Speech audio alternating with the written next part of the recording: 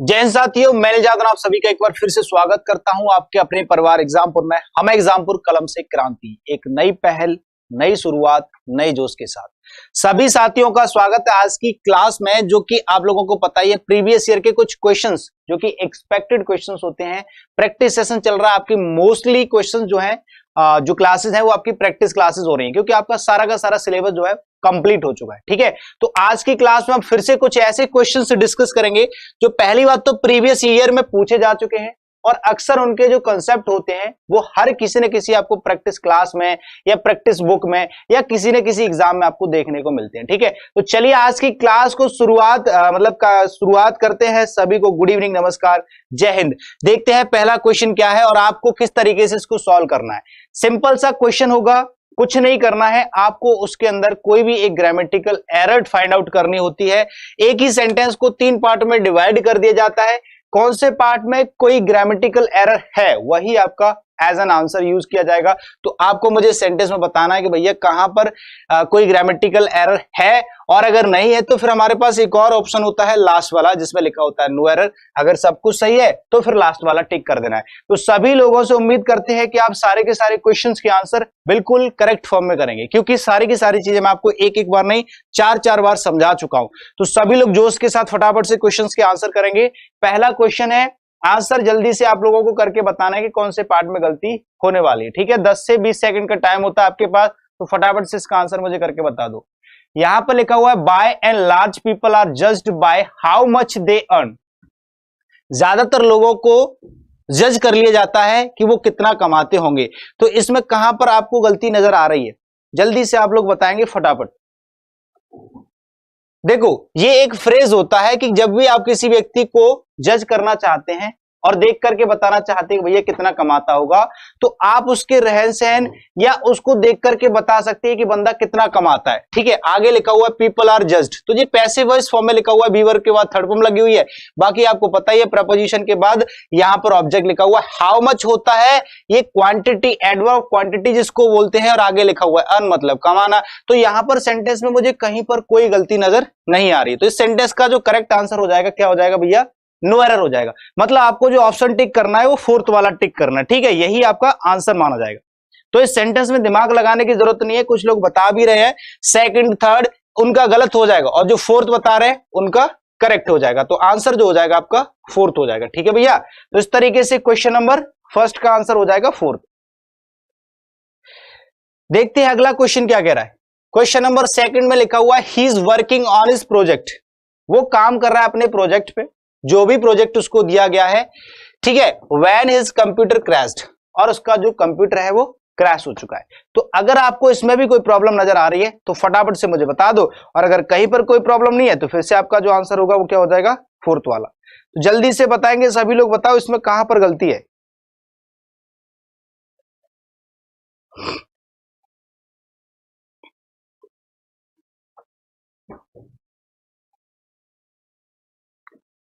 बताओ भैया, question number second में क्या प्रॉब्लम है? He is working on his project when his computer crashed. जब वो व्यक्ति अपने प्रोजेक्ट पे काम कर रहा था, उसका कंप्यूटर जो है वो क्रैश हो चुका। मैं आपको बता दूं, जब कोई सेंटेंस है और वो स्टार्ट हो रहा है, सेंटेंस जो है वो स्टार्ट हो रहा है, तो कभी भी लेफ्ट टू राइट आपको ऐसे सिखाया गया है। जनरली ये आपका काम कर भी जाता है 95 to 98%। लेकिन जब सेंटेंस आधा आपका पास्ट फॉर्म में लिखा हुआ है और आधा प्रेजेंट में लिखा हुआ है, तो समझ लो सेंटेंस डेफिनेटली आपका गलत है। कभी भी प्रेजेंट और पास्ट का कनेक्शन नहीं हो सकता, ना ही कभी भी पास्ट और फ्यूचर का कनेक्शन हो सकता है। ऐसा कभी भी नहीं हो सकता कि एक ही सेंटेंस के अंदर आधा सेंटेंस आपका प्रेजेंट में बना हो और आधा आपका पास्ट में बना हो, या फिर आधा फ्यूचर में बना हो और आधा पास्ट में बना हो। या तो पास्ट और पास्ट का सीक्वेंस बिल्कुल करेक्ट होता है, यहां पर भी पास्ट और इधर भी, मतलब पूरा का पूरा सेंटेंस पास्ट में होना चाहिए। या फिर फ्यूचर के साथ अगर आपको ऐड करना है तो प्रेजेंट ऐड कर सकते हैं, मतलब आधा प्रेजेंट और आधा फ्यूचर। लेकिन कभी भी पास्ट का कनेक्शन ना तो प्रेजेंट से होता है ना फ्यूचर से होता है। तो याद रखना, यहां पर जो क्रैश्ड है ये आपकी वर्ब की सेकंड फॉर्म है, और स्टार्टिंग में लिखा हुआ ही इज वर्किंग यानी कि प्रेजेंट। तो आपको इतना तो पता चल रहा होगा ये प्रेजेंट है, ये पास्ट है, सेंटेंस तो गलत है। लेकिन सेंटेंस को सही कैसे करना, आप इसको प्रेजेंट करोगे या फिर इसको पास्ट करोगे। आपको अगर आधा पास्ट और आधा प्रेजेंट दिख रहा है तो वहां पर प्रेजेंट वाले को ही पास्ट फॉर्म में कर दिया जाता है, क्योंकि कंजंक्शन जो है व्हेन यहां से शुरू हो रहा है, जब उसका कंप्यूटर क्रैश हुआ तब वो अपना काम कर रहा था, या जब वो काम कर रहा था तभी उसका कंप्यूटर जो है वो क्रैश हो गया। तो यहां पर आपको इज को हटा करके वॉज कर देना है। क्लियर है? कौन से पार्ट में गलती हो जाएगी? ए पार्ट में। तो आपका आंसर भी होगा ए, यानी कि फर्स्ट हो जाएगा। ठीक है, तो दिमाग लगाने की जरूरत नहीं है, बहुत ही सिंपल सा क्वेश्चन है। अगर ये आप लोगों को समझ में आ गया तो एक बार थम्स अप बना देंगे, फिर आगे बढ़ेंगे अगला क्वेश्चन। सभी लोग थोड़ा सा ध्यानपूर्वक आंसर करिए। क्वेश्चन नंबर 3 का आंसर बताएंगे जल्दी से, यहां पर क्या प्रॉब्लम है। सेंटेंस लिखा हुआ है the advertisement attached all the passer bys and no error. Simple से भी सिंपल गलती है और नाउन टॉपिक से रिलेट करता है आपका ये क्वेश्चन। ठीक है, और 110% की उम्मीद करते हैं कि सारे के सारे स्टूडेंट्स इस क्वेश्चन का आंसर बिल्कुल करेक्ट फॉर्म में करके बताएंगे। तो आप मुझे बताइए इस क्वेश्चन में कहां पर मिस्टेक है। 2 बार एग्जाम में पूछा जा चुका है, कितनी बार? 2 बार। और क्वेश्चन में सिंपल सी गलती है। सिंपल से भी जो क्वेश्चन होता है सिंपल, उसको बोलते हैं सिंपलेस्ट, ये वही क्वेश्चन है। तो जल्दी से आप लोग बताएंगे इस क्वेश्चन में क्या प्रॉब्लम है।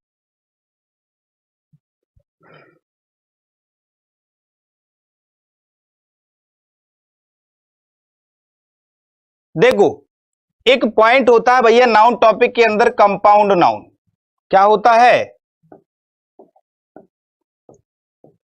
Compound noun. ठीक है, अब ये कंपाउंड नाउन क्या होता है सर? कंपाउंड का मतलब होता है 1+। ये मोबाइल का नाम नहीं है 1+। 1+ का मतलब कोई भी ऐसी चीज जिसमें एक से ज्यादा चीजें होती हैं उसको हम कंपाउंड बोलते हैं।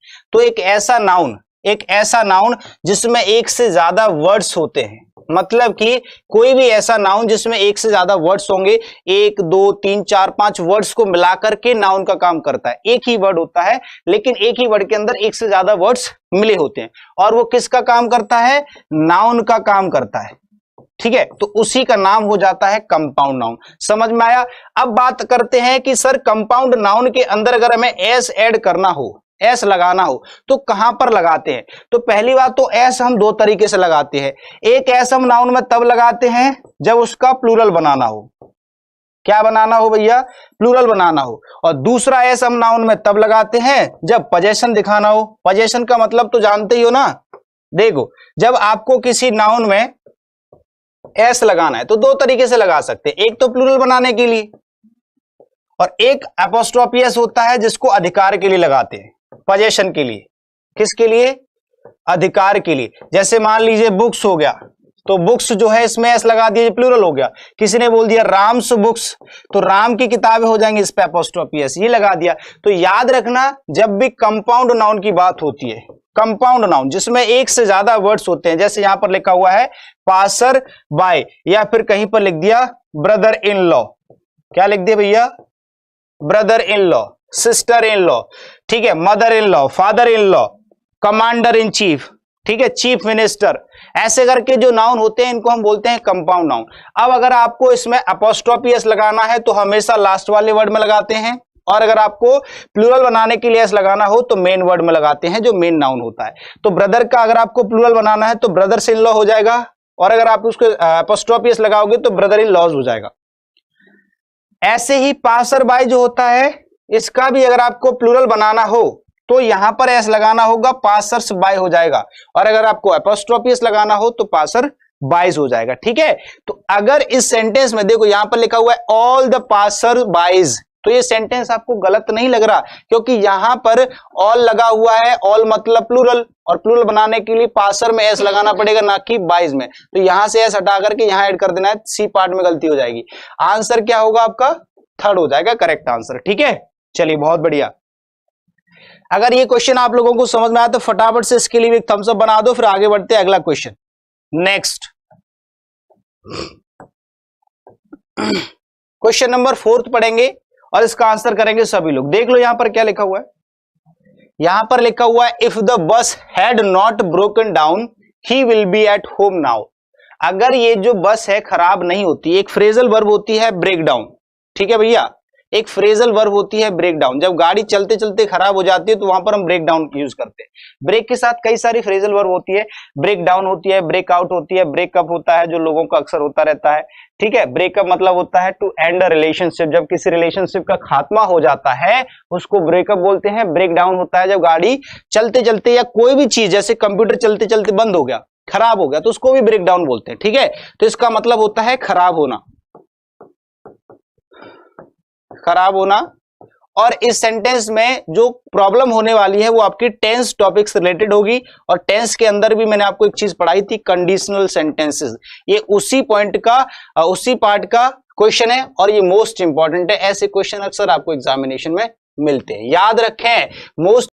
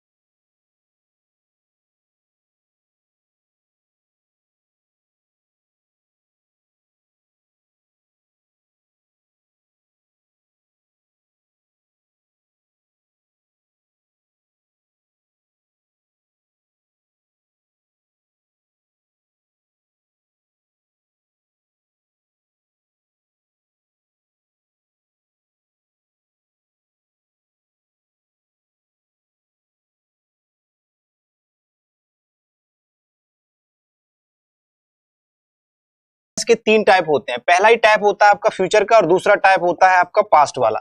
पास्ट वाले को समझ लो क्योंकि ये सेंटेंस उसी टॉपिक से है। ठीक है, पूरा का पूरा तो नहीं समझा पाऊंगा क्योंकि पूरा का पूरा पार्ट ही 1 घंटे का होता है, तो जितना इसमें जरूरत है उतना ही उतना समझाऊंगा। कंडीशनल सेंटेंस के अंदर दो फ्रेज होते हैं, दो क्लॉज होते हैं, कंडीशनल क्लॉज होता है, एक रिजल्टेड क्लॉज होता है। ठीक है, जिसमें रिजल्ट आता है वो आपका रिजल्टेड क्लॉज होता है। आप डिपेंडेंट क्लॉज भी बोल सकते हैं, जिसमें कंडीशन लगती है उसको कंडीशनल क्लॉज बोला जाता है। और पास्ट का अगर सेंटेंस है तो उसमें एक पार्ट जो होता है आपका पास्ट परफेक्ट बनता है, दूसरा वुड है प्लस थर्ड फॉर्म लगा के बनता है। तो जिसमें कंडीशन लगी होगी उसमें आपको हैड प्लस वर्ब की थर्ड फॉर्म लगानी है। ठीक है भैया, ये कंडीशनल सेंटेंस का रूल होता है।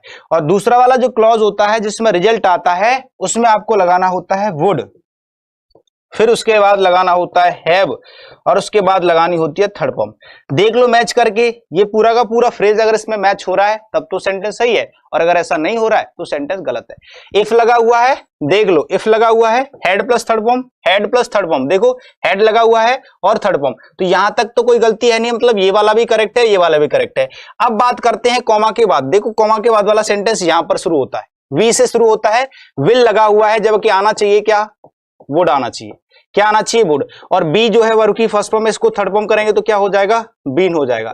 तो बी की जगह बीन हो जाएगा, विल की जगह वुड हो जाएगा, बीच में हैव लगाना पड़ेगा। तो विल बी दोनों को हटा करके हो जाएगा क्या, वुड हैव और बीन। इस तरीके से गलती कौन से पार्ट में होगी, सी पार्ट में, थर्ड पार्ट में। यही आपका आंसर हो जाएगा, आंसर हो जाएगा भैया थर्ड। अगर अच्छे से क्लियर हो रहा है वो भी कंडीशनल सेंटेंस, तो इसका एक स्क्रीनशॉट मार देना। ठीक है भैया, कंडीशनल सेंटेंस का जो फॉर्मेट होता है जो कि इंपॉर्टेंट होता है पास्ट परफेक्ट वाला, वो ये वाला होता है, याद रखना।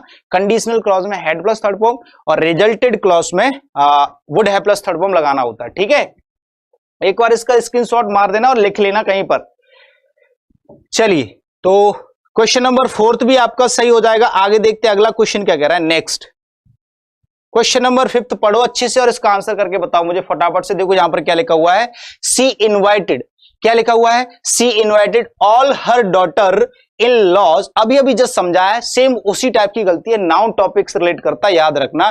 To the grand party last week, अभी अभी जो लास्ट वीक मतलब पिछले हफ्ते एक ग्रांड पार्टी हुई थी, उसमें उसने सारे के सारे अपने डॉटर इन लॉ को इनवाइट किया ग्रांड पार्टी में। ठीक है, तो जल्दी से बताओ इसमें क्या प्रॉब्लम है और कहां पर गलती है। जहां पर गलती होगी वही आपका आंसर हो जाएगा। ठीक है, तो बताओ जल्दी से फटाफट। सेम क्वेश्चन है, 20 सेकंड का टाइम लेना है बस। ठीक है।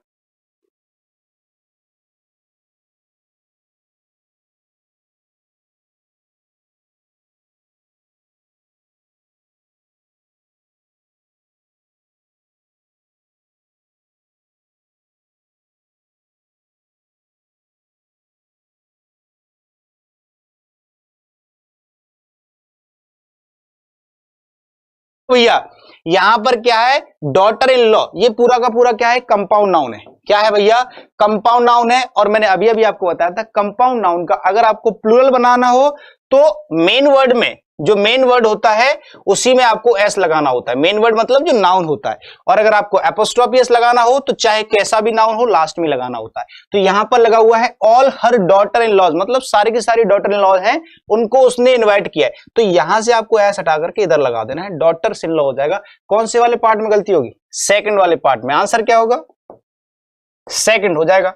ठीक है भैया, ज्यादातर आंसर सही आ रहे हैं, अभी तक तो रिजल्ट आप लोगों का सही है, लेकिन आगे की मुझे पता नहीं है। ठीक है, चलिए देखते हैं अगला क्वेश्चन क्या कह रहा है। नेक्स्ट क्वेश्चन यहां पर लिखा हुआ है my furniture has been damaged in transit. ठीक है, सिंपल सा क्वेश्चन है, इसका भी आप लोग आंसर करके बताएंगे। My furniture has been damaged, मेरा जो फर्नीचर है वो डैमेज हो चुका है, खराब हो चुका है। इन ट्रांजिट, ट्रांजिट तो जानते हो, ट्रांजिट का मतलब होता है परिवहन। जब इधर से उधर कहीं पर ले जाते हैं ढोकर के सामान, उसको बोलते हैं ट्रांजिट, ट्रांसपोर्ट से रिलेटेड होता है। ठीक है, तो जल्दी से बताएंगे इस क्वेश्चन में कहां पर प्रॉब्लम है। सिंपल सा क्वेश्चन।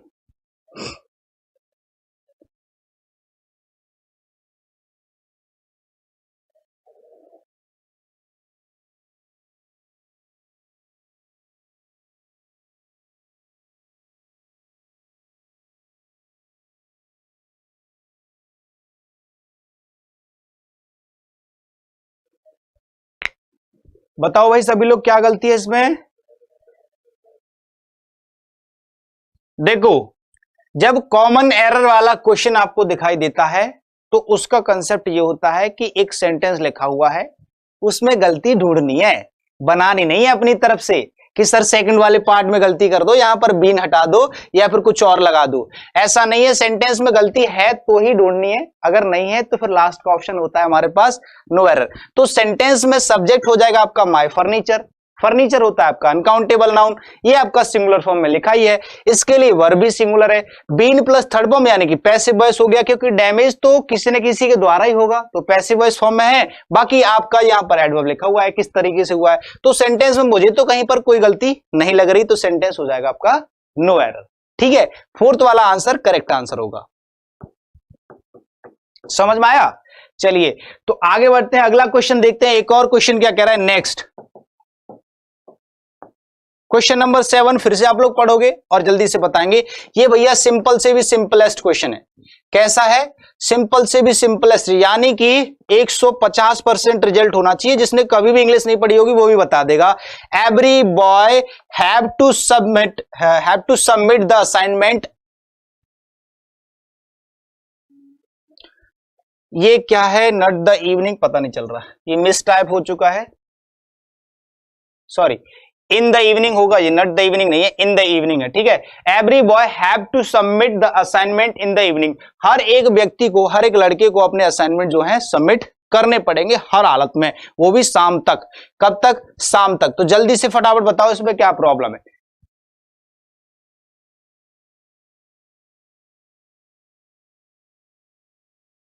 सभी लोग बताएंगे जल्दी से फटाफट। देखो मैं बता देता हूं, छोटा सा पॉइंट है। अगर किसी सेंटेंस के अंदर आपको ईच या फिर एवरी, इन दो वर्ड में से कोई भी वर्ड दिखे, कोई सा भी वर्ड, चाहे ईच हो या फिर एवरी, या फिर इनके अलावा आइदर वर्ड सुना होगा आपने, नाइदर सुना होगा, ठीक है, एक एनी वर्ड सुना होगा या फिर नन सुना होगा। जब इनको अलग अलग यूज किया जाए, तब एक साथ यूज किया जाएगा तो फिर गड़बड़ हो जाएगी, पास वाले के हिसाब से लगाते हैं। लेकिन जब इनको अलग अलग यूज किया जाए तो इनके साथ में जो भी नाउन यूज किया जाता है सिंगल, वो सिंगुलर फॉर्म में यूज किया जाएगा। नाउन की बात हो रही है सिर्फ। और अगर उसके साथ में वर्ब की बात करें तो वर्ब भी फिर आपकी कैसी आएगी, सिंगुलर। दोनों चीज सिंगुलर होनी चाहिए, याद रखना। लेकिन जस्ट बगल में नाउन लिखा होगा तब ऐसा करना है। मतलब ईच और एवरी के साथ जो नाउन लिखा है ये भी सिंगुलर होना चाहिए, और अगर जो वर्ब लिखी है ये भी आपकी सिंगुलर होनी चाहिए। लेकिन इन वर्ड्स के साथ में और ईच के साथ में कभी कभी क्या हो जाता है, ऑफ लग जाता है। तो ऑफ के बाद में जो नाउन लिखा जाता है, ऑफ के बाद, इसको हम प्लूरल फॉर्म में लिखते हैं, क्योंकि ऑफ का यूज तब किया जाता है जब हम किसी भी चीज का सिलेक्शन करते हैं। तो ऑफ के बाद में जो नाउन लिखा होगा ये कैसा होगा, प्लूरल होगा। लेकिन वर्ब तब भी आपको यहां पर सिंगुलर ही लगानी है। वर्ब कैसी लगानी है भैया, सिंगुलर लगानी है, चाहे ऑफ के बाद भले ही नाउन प्लूरल बना रहे। तो ऐसा अगर सेंटेंस कहीं पर आपको मिलता है, जैसे यहां पर लिखा हुआ है ईच बॉय या एवरी बॉय, तो बॉय देख लो सिंगुलर फॉर्म में लिखा हुआ है, एवरी के साथ कोई दिक्कत, लेकिन ये जो वर्ब है वो किसके हिसाब से आएगी, ईच और एवरी के हिसाब से। मतलब सिंगुलर फॉर्म तो यहां पर हैव हटा करके आपको क्या कर देना है, हैज कर देना है। अगर यहां पर ईच ऑफ ऐसे लिखा होता, ईच ऑफ बॉय, ठीक है, कंसेप्ट एक्स्ट्रा बता रहा हूं, ईच ऑफ बॉय, और यहां पर हैव लिखा होता, तो अब आप क्या करते, पहली बात तो ईच के बाद ऑफ आ गया तो यहां पर बॉय नहीं होगा, क्या नहीं होगा, बॉय नहीं होगा, बॉयज होगा, और फिर यहां पर हैव हटा करके हैज कर देंगे। बच्चे यहां पर बहुत बार कंफ्यूज हो जाता है, कैसे कि बॉयज के बगल में तो हैव बिल्कुल सही लग रहा है, तो गलती यहां पर भी हो सकती है, बॉयज के साथ में हैव नहीं आएगा, हैज आएगा। रीजन क्या है, ऑफ से पहले क्या लिखा हुआ, ईच, और ईच जहां भी दिखेगा आपको वर्ब कैसी लगानी है, सिंगुलर लगानी है। ये आपका कंप्लीट कंसेप्ट अगर समझ में आए तो सभी लोग थम्स अप बनाएंगे। क्वेश्चन का जो आंसर होगा वो हो जाएगा आपका सेकंड, क्योंकि सेकंड वाले पार्ट में गलती है, ठीक है, हैव की जगह हैज करना है, आंसर क्या हो जाएगा, सेकंड हो जाएगा। क्लियर है भैया, वेरी गुड। अगला क्वेश्चन देखते हैं नेक्स्ट। चलिए, अगर समझ में आएगा तो सभी लोग एक बार थम्स अप बना देंगे फटाफट, यस सर, ऑल क्लियर। फिर आगे बढ़ते हैं, नेक्स्ट क्वेश्चन देखते हैं। अगला क्वेश्चन क्या कह रहा है, बहुत ही सिंपल सिंपल लेकिन इंपॉर्टेंट। यहां पर लिखा हुआ the students were playing besides the school building. Most important questions में से कोई एक क्वेश्चन है, ये वाला इंपॉर्टेंट क्वेश्चंस में से कोई एक क्वेश्चन है, और सभी को बताना है। मैं ये भी बता देता हूं कौन से टॉपिक का क्वेश्चन है, ये आपका कंजंक्शन टॉपिक से रिलेट करता है, ठीक है। The students were playing besides the school building. बताओ,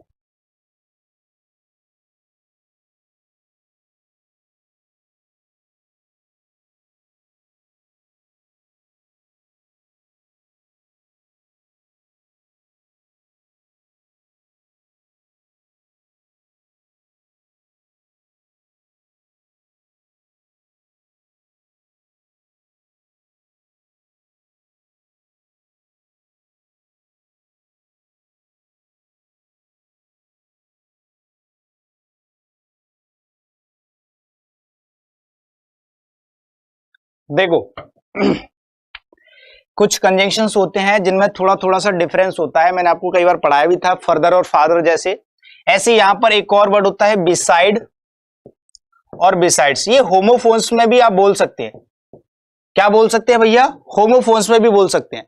अब ये होमोफोन्स क्या होते हैं, दो वर्ड आपको एक जैसे दिखेंगे, हो सकता है उसका साउंड एक जैसा हो सकता है उसकी स्पेलिंग एक जैसी हो। अब देख लो, बिसाइड और बिसाइड्स में कोई ज्यादा डिफरेंस तो नहीं है, सिर्फ एस लगा हुआ है। क्या लगा हुआ है, सिर्फ एस लगा हुआ है। इन दोनों का मीनिंग चेंज हो जाता है एस लगने पर, ठीक है। अगर कहीं पर बिसाइड लगा हुआ है तो इसका मतलब होता है बाय द साइड। क्या होता है, बाय द साइड। सर ये बाय द साइड क्या होता है, बाय द साइड का मतलब होता है के बगल में। क्या मतलब होता है, के बगल में। जब किसी भी चीज के बगल में की बात करते हैं, इसके बगल में ये, इसके बगल में ये, तो वहां पर हम बिसाइड वर्ड यूज करते हैं। बिसाइड्स का मतलब होता है इन एडिशन टू। क्या मतलब होता है, इन एडिशन टू। इसका मतलब होता है के अलावा। इसका मीनिंग क्या होता है भैया, के अलावा, मतलब कि एक्सेप्ट। क्या होता है, एक्सेप्ट। तो अगर किसी सेंटेंस में आपको के अलावा के सेंस में कोई वर्ड यूज करना है, देन आपको क्या यूज करना पड़ेगा, बिसाइड्स। और अगर आपको बगल में के सेंस में यूज करना है तो आपको बिसाइड। अब देख लो यहां पर क्या सेंस आ रहा है, स्टूडेंट जो थे खेल रहे थे, कहां पर, स्कूल की बिल्डिंग के अलावा। ऐसे सेंस सही रहेगा, या फिर स्कूल की बिल्डिंग के बगल में। तो यहां पर जो है अलावा का सेंस नहीं आ रहा है, बगल में का सेंस आ रहा है, तो बिसाइड्स की जगह क्या यूज होना है, बिसाइड होना है। अप्रोप्रिएट यूज तो यही है, और मोस्टली लोग कमेंट करके यही बता रहे हैं। तो आपका जो करंट जो क्वेश्चन का आंसर होगा वो हो जाएगा थर्ड। क्या हो जाएगा भैया, थर्ड। इसका करेक्ट आंसर हो जाएगा थर्ड। क्लियर है, तो सब कुछ समझ में आ रहा है। एक बार फटाफट से फिर से थम्स अप बनाएंगे। हर क्वेश्चन को समझते चलना है, और अगर समझ रहे हैं रियल में तो थम्स अप बनाने में कोई परेशानी नहीं होनी चाहिए। अगला एक और क्वेश्चन है आप लोगों के लिए बढ़िया सा, आई सॉ पोर्शन। पोर्शन मतलब होता है किसी भी चीज का part. I saw portion of the manuscript on birds. Manuscript का मतलब होता है हस्तलिपि, इसको बोलते हैं हस्तलिपि। सर ये हस्तलिपि क्या होता है? हस्तलिपि का मतलब होता है हाथ से लिखी हुई कोई भी चीज, कोई भी चीज जो हाथ से लिखी जाती है या बनाई जाती है, कोई भी ड्राइंग वगैरह, उसको हम मैन्युस्क्रिप्ट बोलते हैं। ठीक है। ऑन बर्ड्स, पक्षियों के ऊपर जो मैन्युस्क्रिप्ट लिखी गई है, बनाई गई है, उसका एक पार्ट जो है या उसका पोर्शन मैंने देखा है। तो छोटा सा पॉइंट है, लेकिन हो सकता है आपको ट्रिकी या टेक्निकल लगे, तो ट्राई करके बताइए अगर आप पकड़ पाते हैं तो।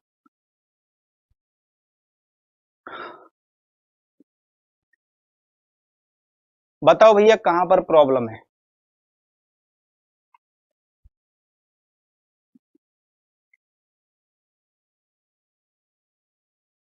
ज्यादातर आंसर नो एरर ही आएंगे।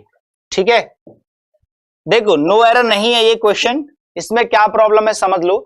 जब किसी सेंटेंस के अंदर एक सेंटेंस लिखा होता है, उसका बेसिक स्ट्रक्चर क्या होता है? सबसे पहले सब्जेक्ट लिखा होगा, उसके बाद वर्ब होगी और उसके बाद ऑब्जेक्ट होगा।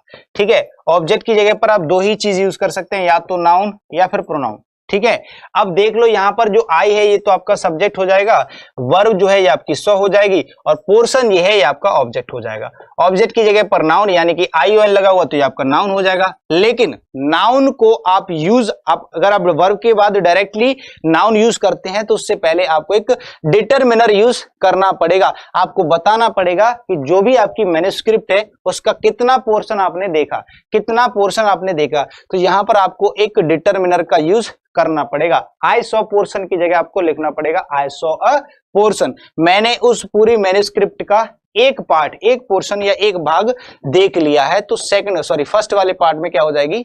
गलती हो जाएगी। समझ में आया? फर्स्ट पार्ट में गलती हो जाएगी। आंसर भी आपका करेक्ट जो होगा वो फर्स्ट ही होगा।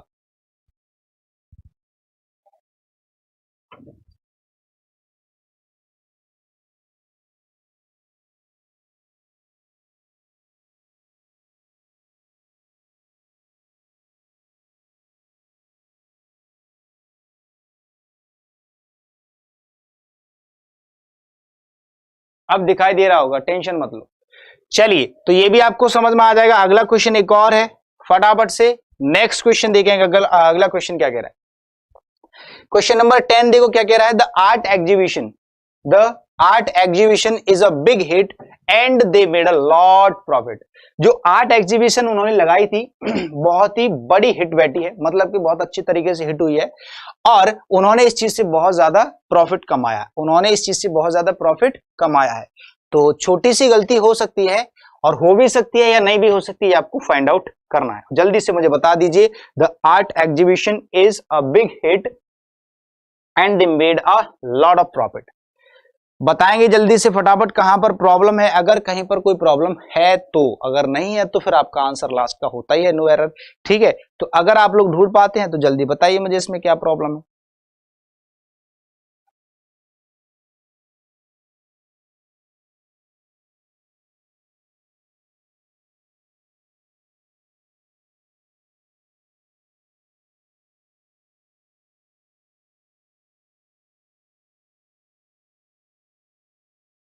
देखो भैया, मैंने अभी अभी आपको बताया था कि सेंटेंस ना तो प्रेजेंट और पास्ट में हो सकता है, कभी भी आधा सेंटेंस प्रेजेंट में हो और आधा पास्ट में हो, ऐसा पॉसिबल ही नहीं है। पास्ट का कनेक्शन एक तरीके से जहर का काम करता है, या ना तो ये प्रेजेंट में मिक्स हो सकता है और ना ही ये फ्यूचर में, दोनों में से किसी के भी साथ नहीं चल सकता। इसका इतना गंदा व्यवहार होता है। तो प्रेजेंट पास्ट हो या फ्यूचर पास्ट हो, वो गलत होना ही होना है। साफ साफ दिख रहा है they made a lot of profit. तो मेड जो है वो आपकी वर्ब की सेकंड फॉर्म है, मतलब पास्ट हो गया। और अगर आधा सेंटेंस पास्ट में है तो पूरा का पूरा पास्ट में होना चाहिए। स्टार्टिंग का जो सेंटेंस वो आपका प्रेजेंट फॉर्म में लिखा हुआ है। आपको बस कुछ नहीं करना, इसको हटा करके वॉज कर देना है। सेकंड वाले पार्ट में सिंपल सा क्वेश्चन है, आराम से बता सकते हैं। आंसर भी आपका क्या हो जाएगा? सेकंड हो जाएगा। इसकी जगह बस वॉज करना है। क्यों करना है? क्योंकि आधा सेंटेंस आपका पास्ट में बना हुआ है। Made a lot of profit. समझ में आया? ठीक है भाई, एक और क्वेश्चन देखेंगे। अगला क्वेश्चन, नेक्स्ट क्वेश्चन क्या कह रहा है? Question number 11। क्वेश्चन नंबर 11 पे लिखा हुआ है profit is divided between the 5 share holders.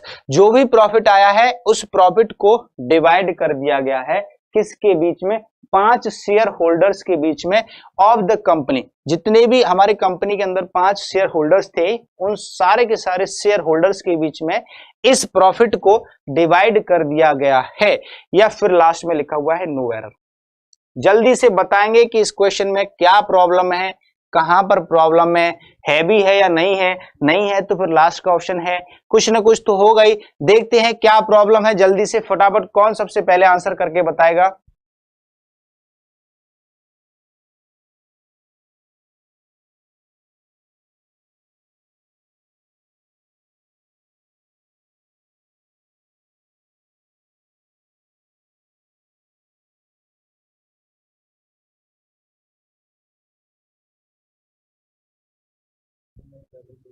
देखो भैया, कुछ बच्चे ऐसे कंफ्यूज हो जाते हैं कि सर इज के साथ में तो आईएनजी फॉर्म आती है, इज के साथ में क्या आता है, आईएनजी फॉर्म आती है, लेकिन इज आरएम के साथ में आईएनजी की थर्ड फॉर्म भी आ सकती है जब पैसिव वॉइस में सेंटेंस बना होता है। तो प्रॉफिट को किसी न किसी के द्वारा ही तो डिवाइड किया गया होगा, तो ये सेंटेंस आपका पैसिव वॉइस है, यहां तक तो कोई दिक्कत नहीं, सेंटेंस बिल्कुल करेक्ट है। लेकिन ये बिटवीन और अमंग आपने 2 प्रेपोजिशन पढ़ी होंगी, मैं आपको समझा देता हूं डिटेल में, बहस से तो छोटा सा पॉइंट है, सभी को आता है। बिटवीन जो होता है इसको हम 2 लोगों के लिए इस्तेमाल करते हैं जब 2 लोगों के बीच में कोई काम होता है, और जब 2 से ज्यादा लोग बढ़ जाते हैं तो वहां पर अमंग और अमंगस्ट यूज करते हैं। ठीक है, तो क्या यूज करेंगे, यहां पर आपको दिख रहा है आगे क्या लिखा हुआ है, 5 शेयर होल्डर्स हैं, तो बिटवीन तो आना ही नहीं है, सिंपल सा क्वेश्चन है भैया, क्या हो जाएगा, अमंग हो जाएगा। ठीक है, हालांकि सबने सही बताया है, लेकिन फिर भी मैंने आपको इसको क्लियर कर दिया है, क्योंकि यहां पर जो है इसमें कभी कभी कंफ्यूजन हो जाती है। ठीक है, तो कौन से पार्ट में गलती होगी, सेकंड वाले पार्ट में गलती हो जाएगी, आंसर भी आपका सेकंड होगा। ठीक है, तो उम्मीद से बढ़िया आंसर आप लोग कर रहे हैं और सभी के आंसर्स भी करेक्ट आ रहे हैं ज्यादातर। ठीक है, अब देखते हैं अगला क्वेश्चन क्या कह रहा है नेक्स्ट। क्वेश्चन नंबर 12 का देखो क्या कंसेप्ट है, यहां पर कह रहा है it is clear that each of the tricks, it is clear that each of the tricks is a sort of defensive mechanism।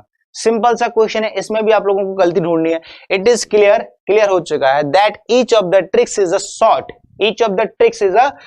Of defensive and mechanism, या डिफेंसिव मैकेनिज्म पूरा है, नाउन के लिए एडजेक्टिव यूज किया गया है defensive. तो आप लोगों को चेक करके बताना है क्या प्रॉब्लम है।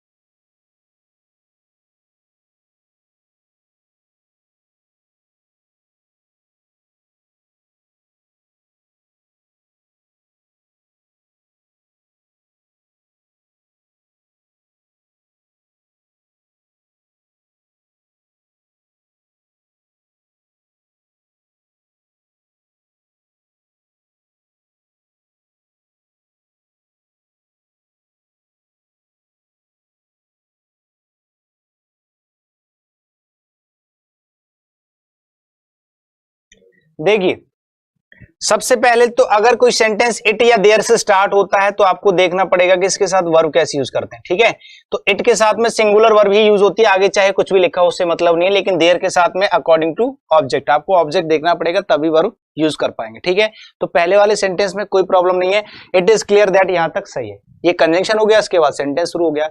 ईच के बाद में ऑफ लगा हुआ है, आगे नाउन लिखा है, मैंने अभी अभी आपको बताया था ईच के बाद अगर ऑफ लगा हो तो नाउन जो होता है प्लूरल फॉर्म में लिखा जाता है, तो नाउन प्लूरल है, ट्रिक की जगह ट्रिक्स लिखा है, कोई दिक्कत नहीं है। लेकिन आगे जो वर्ब होगी ये हमेशा ईच के हिसाब से यूज होती है, ईच होता है सिंगुलर, वर्ब भी कैसी आनी चाहिए, सिंगुलर, तो यहाँ पर वर्ब भी सिंगुलर लगी हुई है। शॉर्ट जो है ये एक टाइप हो गया, इससे पहले आर्टिकल एक है, कोई दिक्कत नहीं है, ऑफ के बाद फिर से एक नाउन आ गया। अब ये जो नाउन है ये सिंगुलर इसलिए है क्योंकि अनकाउंटेबल है, इसको आप प्लूरल फॉर्म में चेंज ही नहीं कर सकते, मैंने आपको बताया था ऑफ के बाद नाउन प्लूरल आता है, लेकिन जब अनकाउंटेबल नाउन है तो इसका प्लूरल नहीं बन सकता। मतलब कहने का ये नाउन है और नाउन के लिए यहां पर आईवी आ गया, मतलब एडजेक्टिव हो गया। तो सेंटेंस में यहां तक तो मुझे कोई गलती नजर नहीं आई है, इसके बाद सेंटेंस ही खत्म है, तो फिर आपका जो आंसर होगा वो क्या हो जाएगा, फोर्थ वाला करेक्ट आंसर हो जाएगा। ठीक है, फोर्थ वाला आपका करेक्ट आंसर हो जाएगा, मतलब सेंटेंस नो एरर है।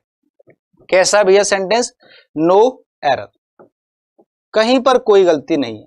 तो याद रहे सिर्फ गलती ढूंढनी है, आपको अपनी तरफ से नहीं बनानी है, लास्ट का ऑप्शन भी होता है हमारे पास। अगला देखेंगे, नेक्स्ट क्वेश्चन है, इट इज क्लियर दैट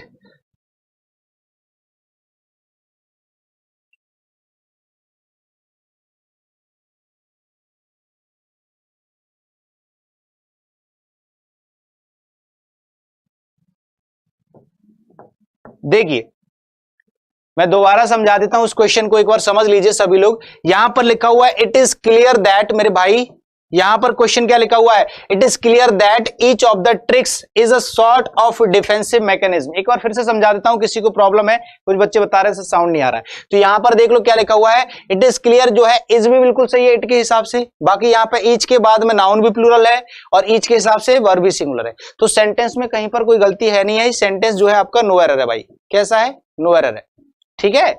अब इसके बाद जो अगला क्वेश्चन है इसको देख लेते हैं।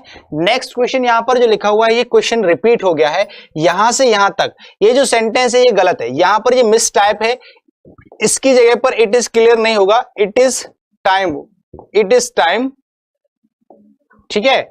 यहां पर ये होगा इट इज दैट की जगह पर इट इज टाइम कर लेना, it is time that you go home, ये समय है कि आपको घर जाना चाहिए या फिर आपके घर जाने का समय हो चुका है, तो इट इज टाइम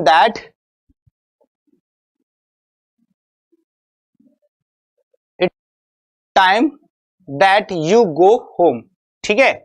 एक बार सभी लोग इसको क्लियरली सही से लिख लेना, क्वेश्चन जो है मिस टाइप है, ठीक है, ये गलती हो गई है, टाइपिंग मिस्टेक है, तो कोई प्रॉब्लम नहीं है, ठीक है। तो यहां पर लिख लेना it is time that you go home. आपको यहां पर बताना इस क्वेश्चन में क्या प्रॉब्लम है सभी लोगों को, फटाफट से मैं आपको समझाऊंगा।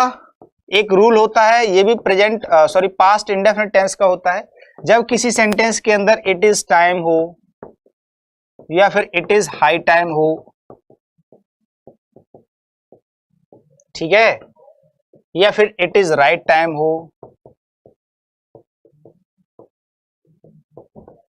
इनमें से कुछ भी लिखा हो, it is time, it is high time, it is right time, कुछ भी लिखा हो, तो आपको क्या करना है मेरे भाई, इसके बगल का सेंटेंस चेक करना है। इसके बगल में क्या लिखा हुआ है, अगर इसके बगल में सब्जेक्ट लिखा हुआ है और वर्ब लिखी हुई है, ऐसे सेंटेंस लिखा हुआ है, या फिर डायरेक्टली टू के साथ वर्ब की फर्स्ट फॉर्म जुड़ी हुई है, क्या लिखा हुआ है, यहां पर टू है और इसके बगल में वर्ब लिखी हुई है।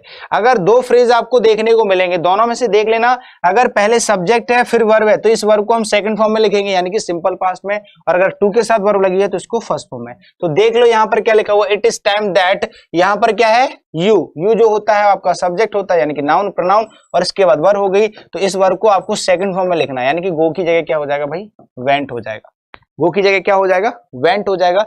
कौन से वाले पार्ट में गलती होगी, सी वाले पार्ट में,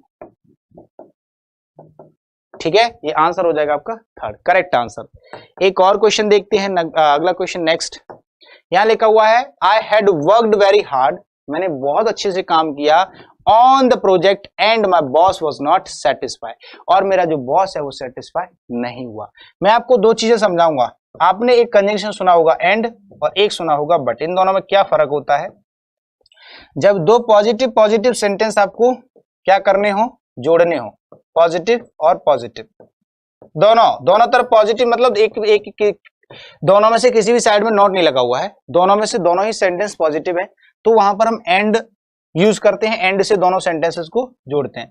लेकिन अगर एक सेंटेंस आपका पॉजिटिव है और एक नेगेटिव है तो फिर वहां पर आपको बट यूज करना होता है, क्या यूज करना होता है, बट।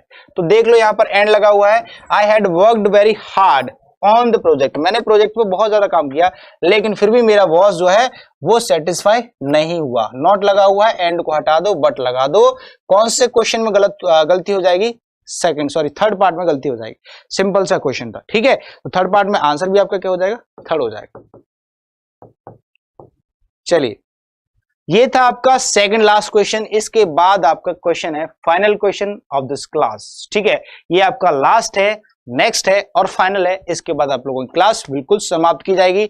छोटा सा पॉइंट है, Rosie had not been to Shimla, had not been का थोड़ा सा यहां सीन कुछ और है, समझ लेना, बीन का मतलब सिर्फ होना ही नहीं होता, इसका मतलब टू विजिट भी होता है, ठीक है, इसका मीनिंग होता है, बी का मतलब होता है टू विजिट, तो इसका मतलब है विजिटेड, याद रखना, बीन को आप रिप्लेस कर देना विजिटेड, विजिटेड मतलब दौरा कर चुकी है, कौन, Rosie, Rosie had not been to Shimla, Rosie ने अभी तक शिमला को विजिट नहीं किया है फॉर 10 years 10 साल से, and was really looking forward to see it again. Most important frequent question है, याद रखना, फेवरेट क्वेश्चन है ये एग्जाम का, मोस्ट इंपॉर्टेंट है और फ्रीक्वेंट है, ऐसे क्वेश्चन आपको लाखों तो नहीं कम से कम सैकड़ों क्वेश्चन मिल जाएंगे अगर आप 19th की जो एग्जामिनेशन जो होते हैं आपके प्रीवियस ईयर, उनको अगर सर्च करते हो तो वहां से लेके अब तक आपको सैकड़ों क्वेश्चन मिलेंगे इसी पॉइंट से।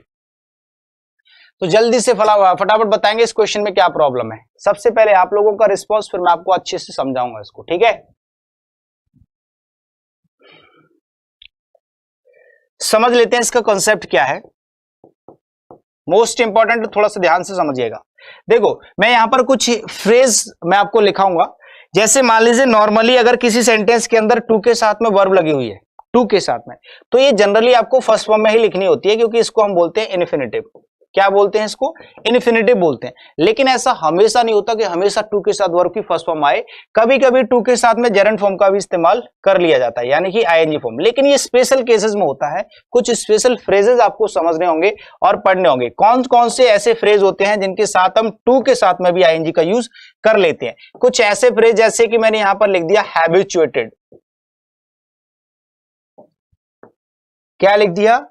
हैबिचुएटेड, और इसके साथ टू लगा दिया। या फिर किसी ने लिख दिया एडिक्टेड,